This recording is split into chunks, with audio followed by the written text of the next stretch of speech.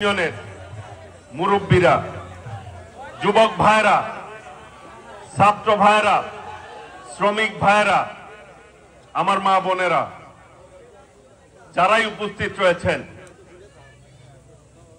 দূর থেকেও দোকানদাররাও আমাদের কথা শুনছেন, রিকশাওয়ালা ভাইরা, সবাইকে আমি আমার ব্যক্তিগত পক্ষ থেকে বাংলাদেশ জাতীয়তাবাদী দল কেন্দ্রীয় নির্বাহী কমিটির পক্ষ থেকে সর্বোপরি মা মাটি মানুষের নেত্রী, আমাদের প্রিয় নেত্রী দেশনেত্রী বেগম খালেদা জিয়া, বিএনপির ভারপ্রাপ্ত চেয়ারম্যান দেশনায়ক তারেক রহমানের পক্ষ থেকে জানাই সালাম এবং শুভেচ্ছা। আসসালামু আলাইকুম রহমতুল্লাহ ওয়া বারাকাতুহু।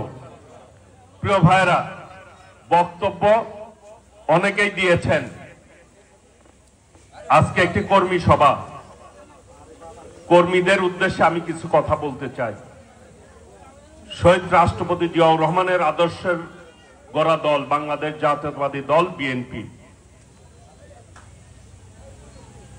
যার ঘোষণার মধ্য দিয়ে এই বাংলাদেশটি স্বাধীন হয়েছে, যিনি ফিল্ডে যুদ্ধ করে এই দেশ স্বাধীন করেছে, আমরা বুক ফুলে বলি আমরা স্বাধীনতা ঘোষকের দল করি নাকি?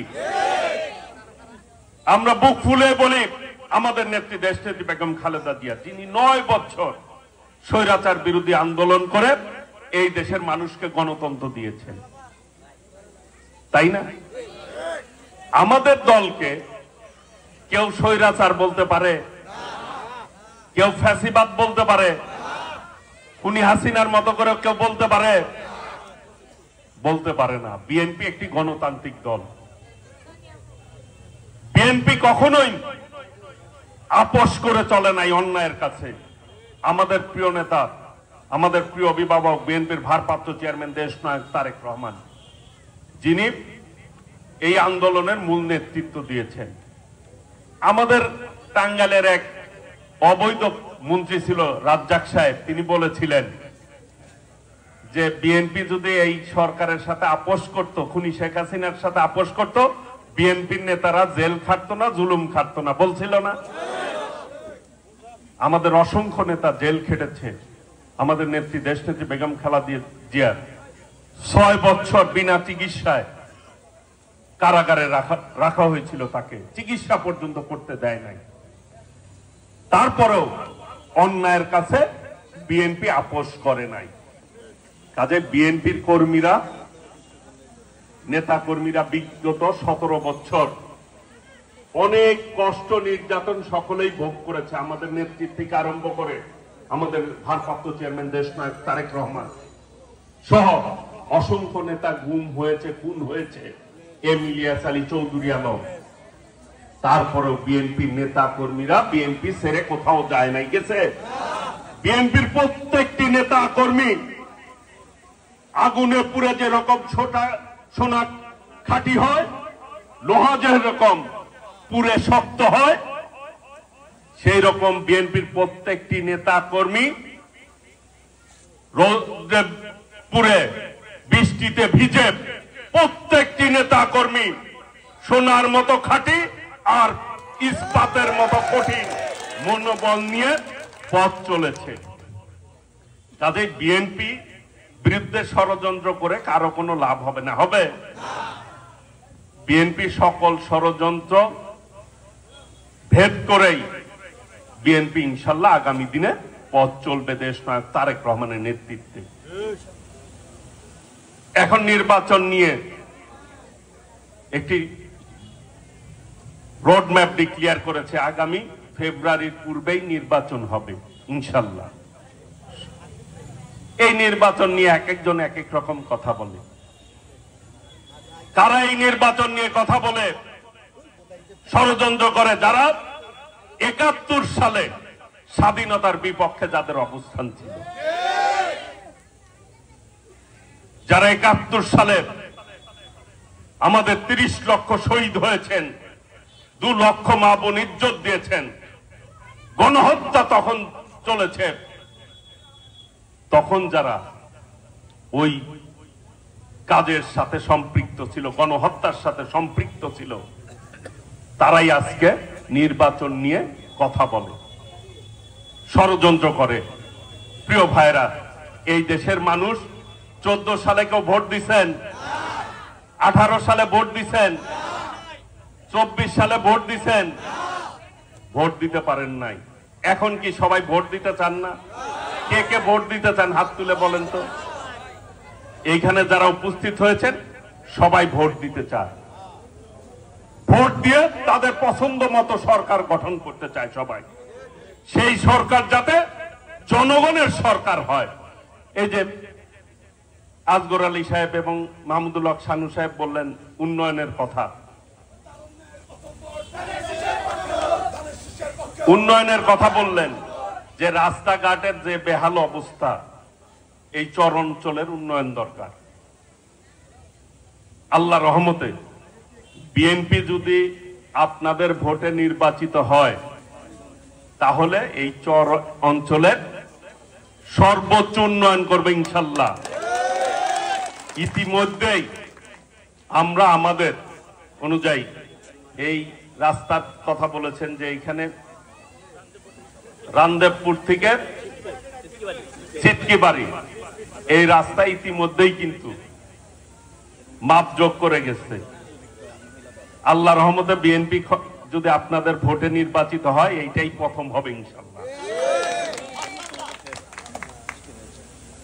আমরা বলতে চাই আমাদের নেত্রী দেশনেত্রী বেগম খালেদা জিয়া যখন মানুষের কাছে যে ওয়াদা করেছে সেই ওয়াদা কি পালন করেছে।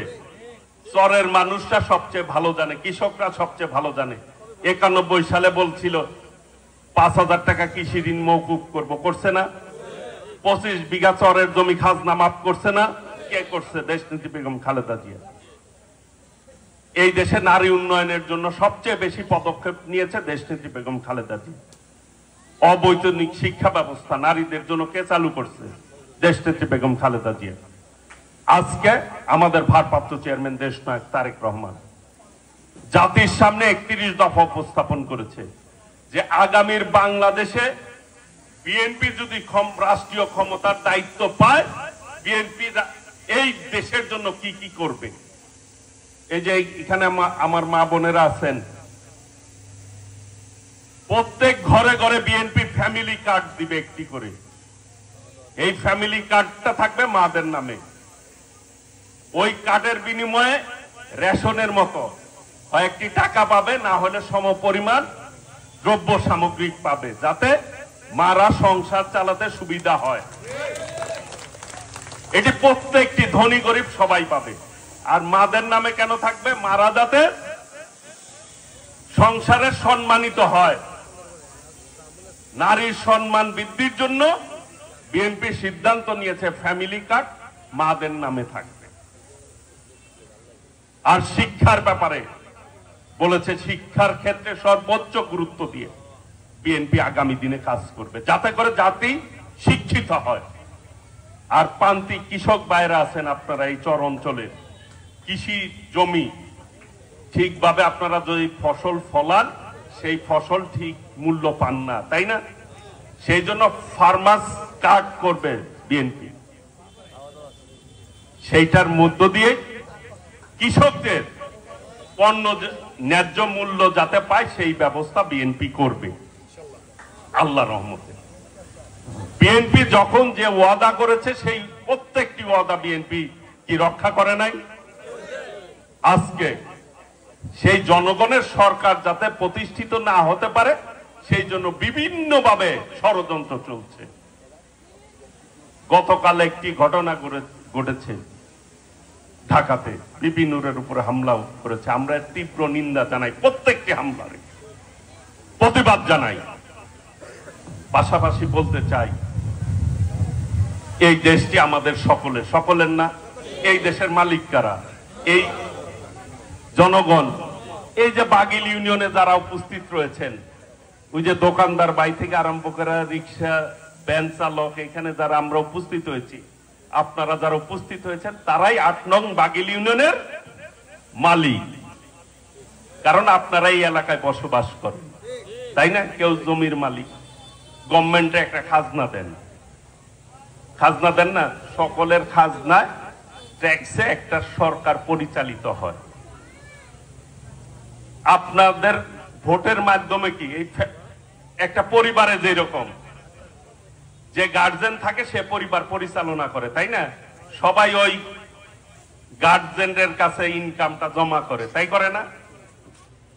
এখন ওই সংসারের মালিক তো সব ভাইয়েরা নাকি বোনেরা। এই দেশের মালিক এই দেশের জনগণ। জনগণ ঠিক করবে আগামী দিনে তাদের রাষ্ট্র পরিচালনার দায়িত্ব কে নিবে। দেশনায়ক তারেক রহমান সেই জন্যই বলেছে, আমরা ক্ষমতায় যাওয়ার জন্য রাজনীতি করি না, মানুষের ভোট মানুষকে ফেরত দিতে চাই, মানুষের অধিকার মানুষকে ফেরত দিতে চাই। এই দেশটি আমাদের সকলের। সেই জন্য তিনি একটি স্লোগান দিয়েছেন, দিল্লি নয় পিন্ডি নয়, সবার আগে বাংলাদেশ। সবার আগে কি করবো? মিলেমিশে ভোট দিব ধানের শীষে। প্রিয় ভাইরা, সেই জন্য ধানের শীষে ভোট দিলে সকলকে নিয়ে দেশ উনি গড়তে চেয়েছেন। তিনি বলেছেন, আমরা সকলে মিলে এই দেশটিকে গড়ে তুলতে চাই। যারা ফ্যাসিবাদ বিরোধী আন্দোলন করেছে সকলকে নিয়ে, নির্বাচনে জিতুক আর হারুক সবাইকে নিয়ে জাতীয় সরকার করতে চেয়েছেন আমাদের ভারপ্রাপ্ত চেয়ারম্যান দেশনায়ক তারেক রহমান।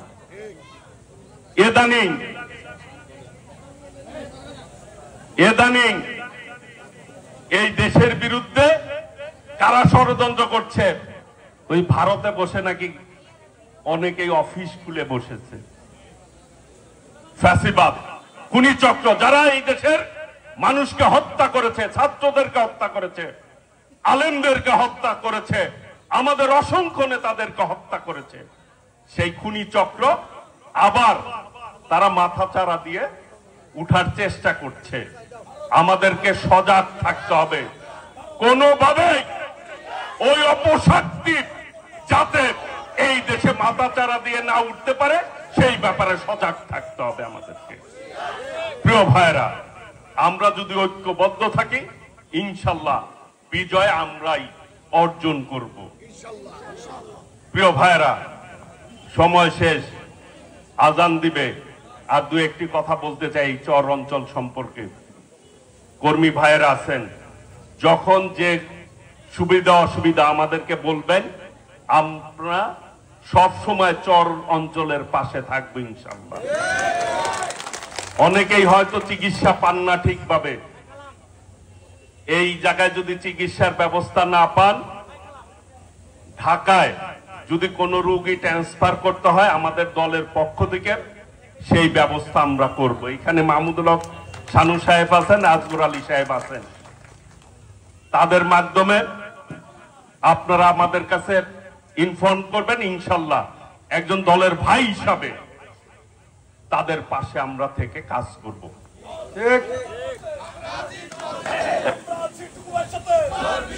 এই চর এলাকার মানুষ সবচেয়ে বেশি কষ্ট করে, নদী ভেঙে যায়। ইনশাল্লাহ আমি এর আগেও বলছি কাকুয়ার একটি প্রোগ্রামে, আল্লাহর রহমতে বিএনপি যদি আপনাদের ভোটে নির্বাচিত হয়, ইনশাল্লাহ সর্বপ্রথম এই যমুনার পাশ দিয়ে চর অঞ্চলকে রক্ষার জন্য গাইড বাঁধ আমরা করব, ইনশাল্লাহ করার ব্যবস্থা করব। আরেকটি কথা বলতে চাই, অনেকেই সন্ত্রাসের কথা বলেছেন, নৈরাজ্যের কথা বলেছেন, চাঁদাবাজির কথা বলেছেন।